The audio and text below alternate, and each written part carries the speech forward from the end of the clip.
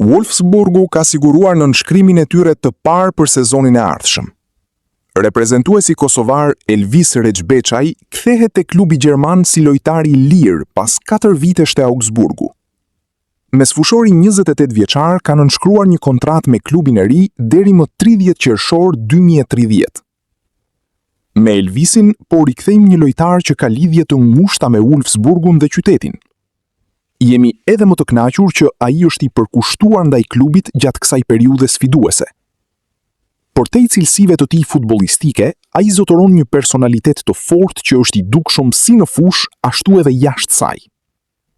Ai jep gjithçka nga vetja në çdo ndeshje dhe merr përgjegjësi.